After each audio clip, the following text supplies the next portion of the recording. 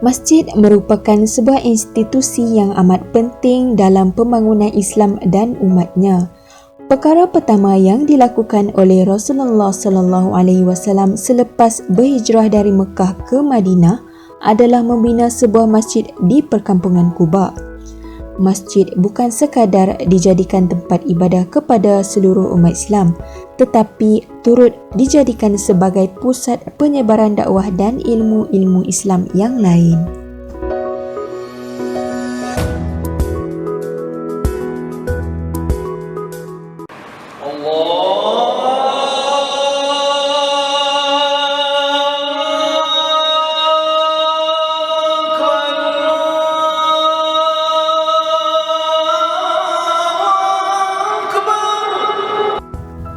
Masjid tidak akan sempurna tanpa adanya azan, kerana lumrah manusia mengetahui bahawa azan adalah peranan utama dalam sesebuah masjid.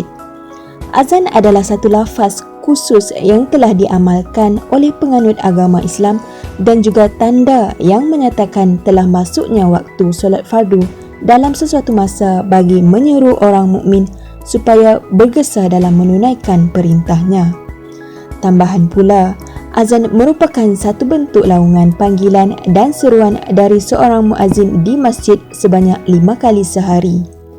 Laungan azan sunat untuk dilafazkan dengan suara yang baik dan nyaring. Ketika zaman Rasulullah SAW, azan dilaungkan di tempat yang tinggi agar dapat didengari oleh orang ramai. Namun kini, seiring dengan peredaran zaman, hampir keseluruhan masjid yang ditubuhkan telah menggunakan mikrofon dan pembesar suara sebagai kemudahan buat mereka semua. Secara keseluruhannya telah menampakkan bahawa masjid bukan sahaja dikenali sebagai tempat untuk beribadat, tetapi ianya menyeluruh, yang mana selagi perkara itu mendatangkan kebaikan kepada umat dan tidak menyimpang dari peranan asal sesebuah masjid, ianya dibolehkan.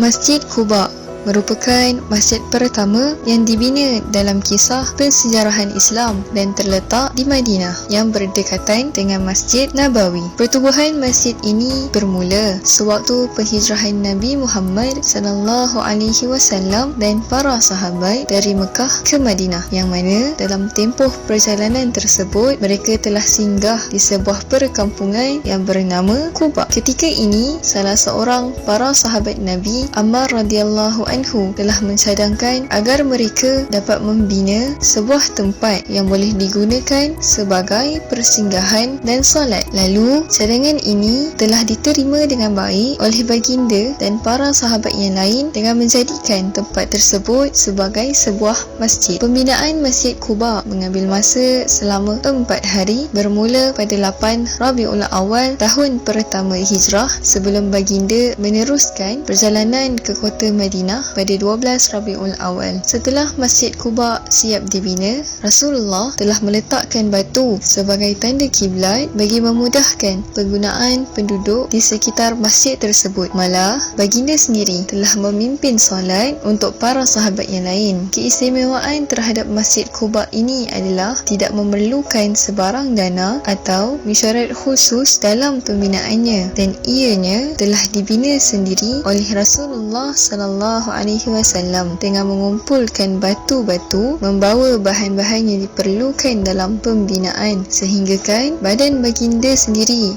dipenuhi dengan debu dan pasir. Justeru, masjid ini dibina atas dasar ketakwaan terhadap Allah Subhanahu wa Ta'ala bagi memperlihatkan kesucian Masjid Quba ini pada Islam itu sendiri. Hasil daripada pensejarahan ini, Masjid Quba bukan hanya sekadar dilihat sebagai sebuah masjid, tetapi ianya telah menjadi masjid yang sangat istimewa buat umat Islam yang lain, disebabkan kisah pengorbanan Rasulullah SAW dan para sahabat di samping perjalanan penghijrahan yang sedang mereka lakukan pada ketika itu.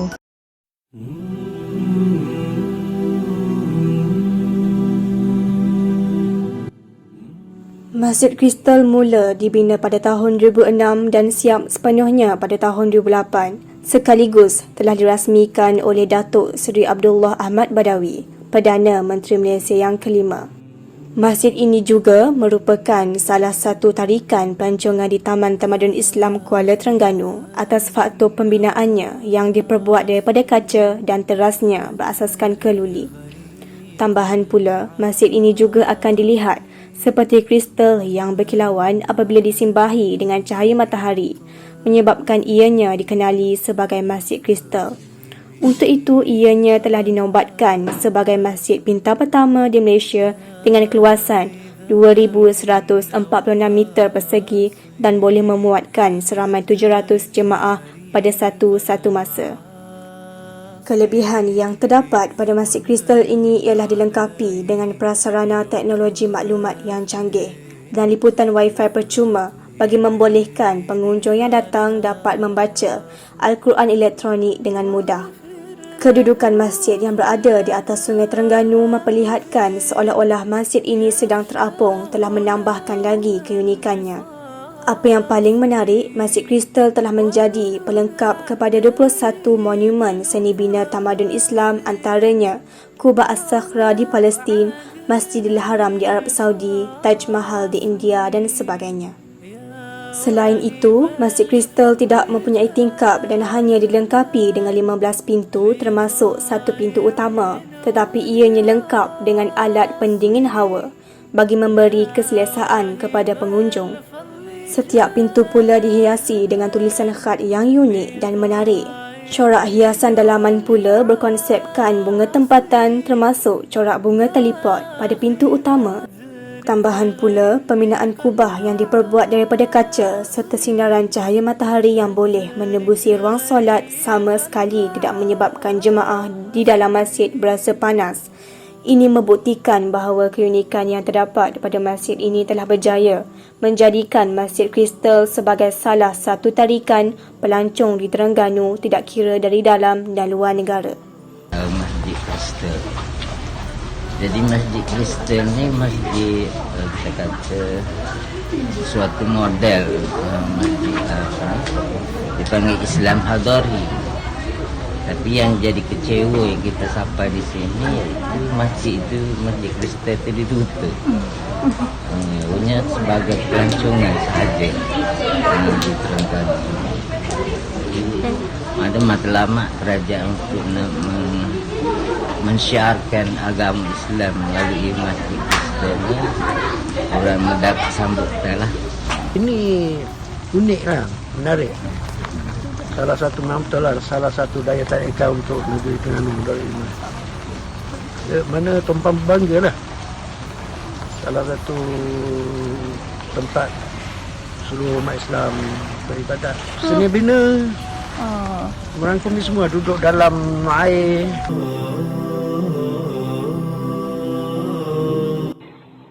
Masjid terapung terletak di Teluk Ibai iaitu jaraknya kira-kira 4.5 km dari Kuala Terengganu yang dibina di atas tanah tebus dengan anggaran seluas 5 ekar.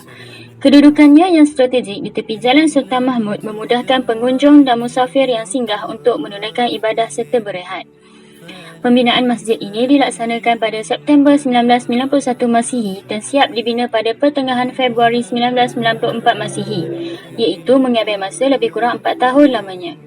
Keistimewaan masjid ini pula ialah masjid ini mempunyai sebuah kubah utama dan beberapa kubah kecil serta sebuah menara yang menjadi mercu tanda berukuran setinggi 125 kaki.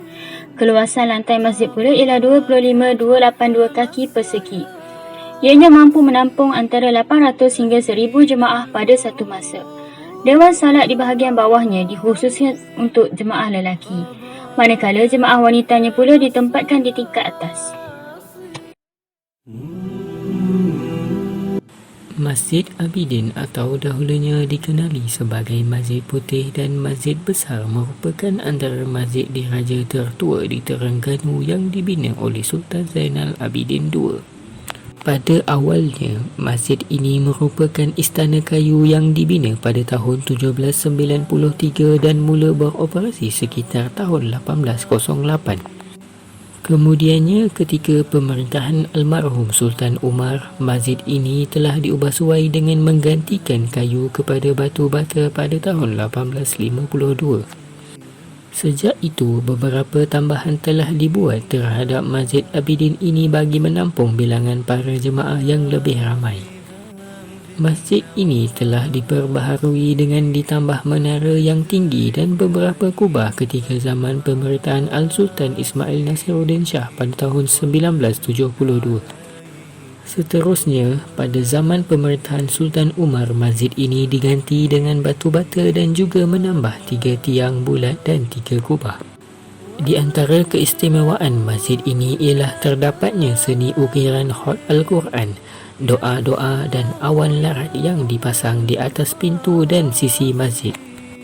Pada geril masjid pula terdapat beberapa ukiran kaligrafi ayat suci Al-Quran, doa dan arabesques di samping wujudnya mimbar yang berukiran unik di dalamnya.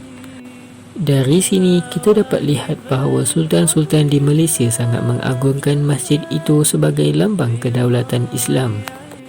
Sehingga terlalu banyak pembaharuan yang dibuat semata-mata menjaga kemaslahatan masjid itu sendiri agar dapat memberi manfaat bukan hanya pada umat Islam malah seluruh masyarakat. Masjid Sultan Salahuddin Abdul Aziz Shah merupakan masjid terbesar di Asia Tenggara. Masjid ini mempunyai kubah yang terbesar di dunia, manakala menara azannya adalah kedua tertinggi dunia. Masjid yang dirasmikan pada tahun 1988 ini berupaya untuk memuatkan 24,000 jemaah dalam satu masa. Masjid Negeri Selangor telah disempurnakan oleh Duli Yang Maha Mulia Sultan Selangor Darul Ihsan sebagai satu lambang dalam menyemarakkan keagungan agama Islam dan kedaulatan penganutnya di Malaysia. Struktur kubah Masjid Sultan Salahuddin Abdul Aziz ini menggunakan tube aluminium yang ditutupi dengan red vase enamel steel panel yang menjadikan masjid ini dijangka tidak memerlukan penyelenggaraan selama 200 tahun. Antara lainnya, tapak masjid ini telah dipilih sendiri oleh Baginda Sultan di kawasan yang lebih tinggi sekaligus menjadi keperluan penting bagi penduduk di sekitar Shah Alam. Baginda turut menghadiahkan 4 lampu chandelier yang bernilai lebih 2 juta dan sebuah jam antik berusia 600 tahun yang juga bernilai lebih 200,000 yang telah dibeli di Hong Kong.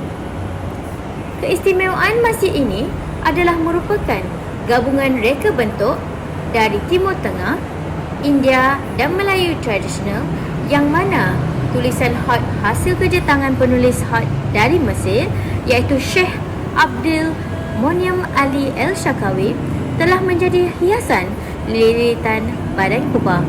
Manakala mihrab masjid ini disaluti batu mamar antik yang diimport khas dari Turki. Ianya dihiasi dengan ayat-ayat Al-Quran. Mimbar masjid pula telah direka oleh pengukir tempatan dengan mengikut corak yang terdapat pada masjid-masjid lama di Malaysia. Masjid ini dilengkapi dengan lift dan tangga di setiap tiang besar. Dewan sembahyang utama di Masjid Shah Alam ini juga telah dihamparkan dengan permaidani yang diperbuat daripada benang bulut bercorak geometri dan berlatarkan warna biru senada dengan warna masjid. Akhir sekali, tiang dan dindingnya pula disaluti oleh mamar putih mahsuri dari Langkawi.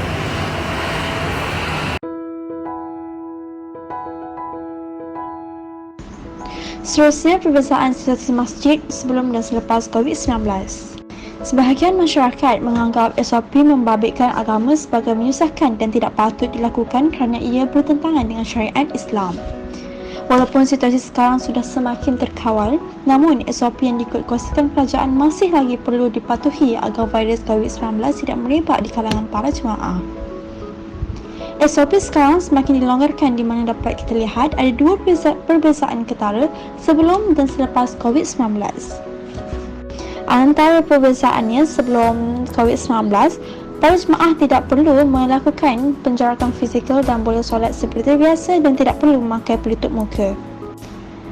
Selepas COVID-19 wujud, maka para jemaah perlu melakukan penjarakan fizikal sebanyak 1 meter dan diwajibkan kepada para jemaah yang hadir untuk memakai pelitup muka. Persoalannya, apakah pendapat masyarakat dan pihak masjid tentang SOP ini? Dan pada pendapat mereka, apa yang sepatutnya kerajaan perlu buat tentang SOP di masjid? Kita ke masjid dan tak ke masjid ni, nombor satu ni kita ada social distance. Dulu kita mungkin boleh duduk kat dalam kalau kita duduk masuk awal kan. Kalau kita dalam masjid kita dah duduk kat luar. Sebab apa? Kita dah ada satu distance, satu meter dia kan. Sebab apa? Saya kerja bagi industri. Saya kena keluar awal sikit kalau. Sebab apa saya nak dapat tempat. Kalau tidak saya akan duduk kat luar nanti kan. Nombor dua, kena tu bawa sejadah macam-macam lah. Tapi itu kita sebagai orang Islam, kita tanggungjawab kita kena pergi sembahyang lah. Kita nak tinggal sembahyang kan. Jadi kalau berterusan tu, norma baru ni kita kena ikut. Macam kita besok lama-lama kita dah biasa, tak masalah. COVID ni sebenarnya telah mengurangkan para jemaah. Yang keduanya, COVID ni juga merenggangkan dan banyak perkara-perkara yang kesempurnaan solat itu terhalang.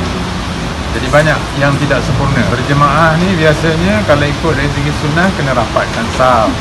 Sekarang kena jarakkan saf. Lepas tu kita kalau waktu PKP dulu tak dibenarkan iktikaf. Lepas saja doa kena keluar. Dan kuliah pun tak boleh dijalankan. Jadi bila kuliah tak ada, orang jadi alasan baik sembahyang di rumah. Tak ada apa-apa kan. Bila dah dibuka sekarang ni, PKP dah tak ada, masjid masih lagi PKP. Tapi masjid ni terlalu lambat untuk nak dirombak segala SOP yang Majlis Keselamatan Negara buat. Jadi di Mekah pun kita tengok sekarang ni dah ada orang dah sembahyang rapat macam biasanya. Islam dan adab. Tidak dinafikan bahawa dua perkara ini perlulah seiring tanpa meninggalkan salah satu darinya. Tanpa adab, Islam itu tiada makna dan dalam Islam memerlukan adab. Pergi ke mana-mana sahaja semestinya ada adab yang perlu kita patuh, tidak kira mereka yang Muslim atau sebaliknya. Begitu juga dengan adab ketika berada di dalam dan luar masjid. Antara adab yang perlu kita ketahui dan lakukan di masjid ialah dengan memakai pakaian yang bersih dan sopan. Pakaian yang dipakai mestilah menutup aurat. Ini kerana masjid merupakan satu tempat yang mulia dan suci bagi umat Islam. Oleh itu, pemakaian pakaian yang bersih dan menutup aurat merupakan perkara yang amat penting ketika berada di masjid. Selain itu, ketika berada di masjid, kita dilarang untuk membuat bunyi yang boleh mengganggu orang lain. Contohnya, seperti memainkan alat muzik, bersembang atau membuat bunyian daripada jari. Ini kerana masjid merupakan tempat yang suci dan tempat beribadat. Sekiranya terdapat bunyian atau sebarang perlakuan yang tidak menyenangkan, ianya telah dikira sebagai tidak beradab dan telah mengganggu orang lain. Ada masjid banyak. Nak masuk tu kena kaki kanan, kena baca doa, nak duduk kena niat iktikaf, kena sembahyang tahiyatul masjid. Itu benda yang adab je lah. Jadi kalau kita masuk tu pakai kedah aja gitu, pakai gigi ni maknanya tidak ikut adab.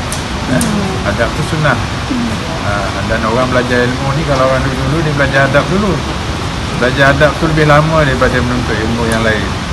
Sebab adab ni dari segi agama, sebab Rasulullah SAW diutuskan kerana untuk membetulkan adab manusia. Orang dulu bukannya dia tidak hebat dari segi ekonomi ke apa hebat, tapi tak ada adab. Tak ada adab kepada pencipta, tak ada adab sesama manusia, tidak beradab dengan orang yang lebih tua, banyak perkara.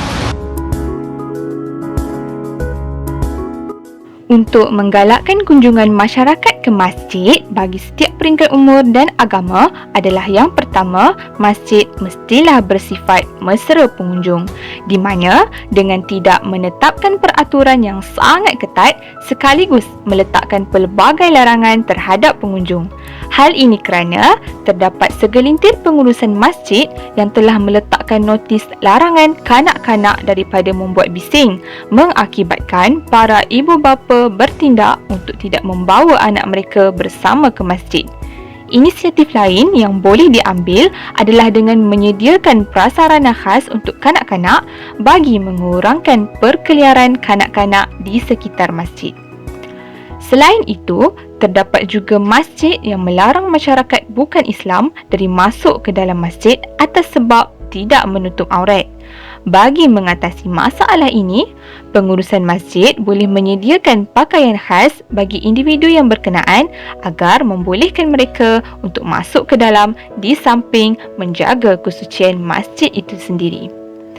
Seterusnya, mengekalkan atau menambah baik kesenian masjid agar pengunjung tidak jemu untuk terus datang berkunjung. Melalui ini, pengunjung akan lebih berminat untuk mendalami dan melihat sendiri keunikan dan keindahan yang terdapat padanya sekaligus membezakan masjid dengan rumah-rumah ibadat yang lain. Walau bagaimanapun, setiap cadangan yang dicadangkan perlulah diteliti satu persatu agar kemaslahatan dan kesucian masjid itu terjaga seiring dengan tujuan penubuhan masjid tersebut agar setiap perkara yang dilakukan bermanfaat kepada masyarakat dan umat Islam khususnya. Dan satu cadangan masjid ni, dia kena berusaha bagaimana nak menjadikan masjid ni satu tempat yang very attractive, very interesting and desire, menimbulkan keinginan orang untuk datang, and then action, tindakan ni pelbagai pihak, pemerintah, orang yang bertanggungjawab di masjid, datang kuasa, masyarakat sekitar, pemimpin masyarakat kena berusaha bagaimana nak tarikkan. Sebab dari sini kalau dia biasa pergi ke mana ni, Genting Highland pusat judi kan, tapi nak naik tu cantik jalan kan, jalan cantik, susunan pun cantik, tempat tak baik, tapi pengurusannya baik, nampaknya baik zahirnya, tapi batinnya memang tak baik. Masjid ni tempat yang sangat baik, tempat yang sangat reda, malaikat ramai kan, tapi orang tak nak datang. Sebab KPI masjid yang penting sekali, Rasulullah dulu nak ramaikan jemaah, dia cek dulu, tengok belakang siapa yang tak ada, sahabat-sahabat. Kalau tak ada ni, sebab apa dia tak mari? Kalau sakit, kita pergi cari tengok dia. So maknanya dia very aware supaya ahli jemaah tu mesti hadir di rumah Allah. Jadi bila ditinggalkan rumah Allah, so macam-macam penyakit dalam masyarakat akan berlaku.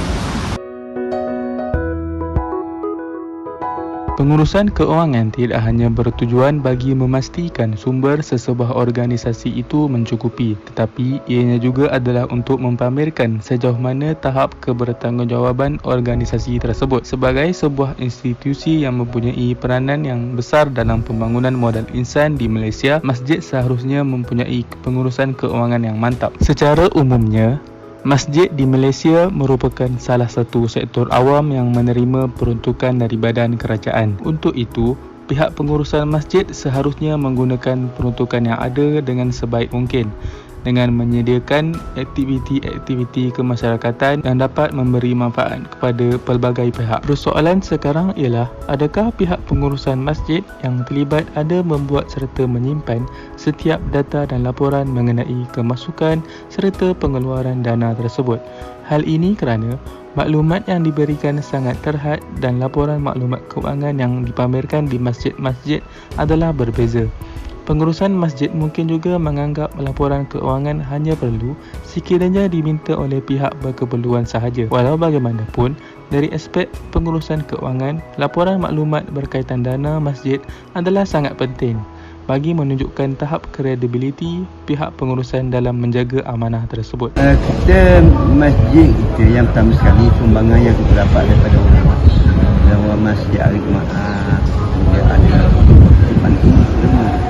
Dan ada juga yang bagi adalah yang kedua kita dapat sumbangan daripada kerajaan. Kadang-kadang adalah kerajaan kata nak bagi sikit adalah, tapi kita banyakkan yang sumbangan orang lah. Setiap hari Jumaat tu kita akan dapat lah 100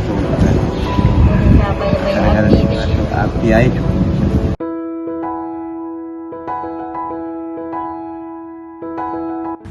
Masjid berperanan menjadi sebuah pusat perkembangan dan pembangunan Islam. di mana institusi masjid memainkan peranannya sebagai satu pusat permulaan dan perkembangan masjid itu sendiri. Masjid juga berperanan menjadi pusat percambahan ilmu, yang mana institusi tersebut dilengkapi dengan kemudahan perpustakaan yang bukan sahaja membekalkan buku-buku agama, tetapi juga buku yang berkaitan dengan ibadah dan muamalah atau yang mendatangkan manfaat. Begitu juga buku mengenai ilmu sosial, ekonomi, politik dan sebagainya haruslah diletakkan di dalam perpustakaan masjid.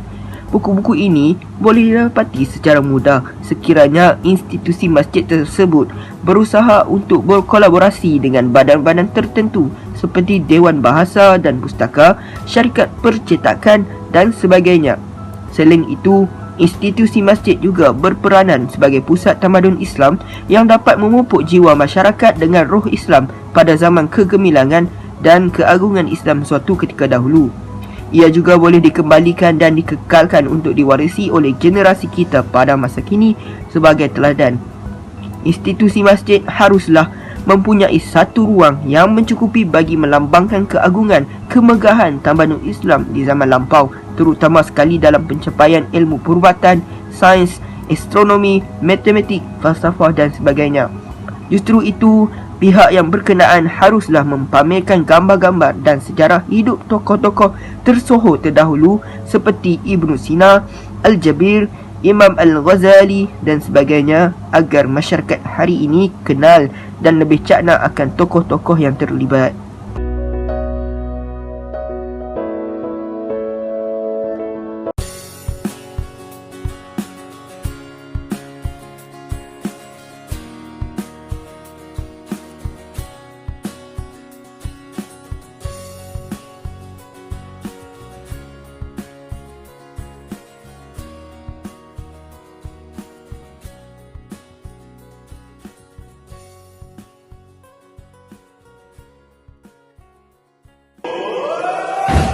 Ta farlig gitt en time vet en utgang Habibi.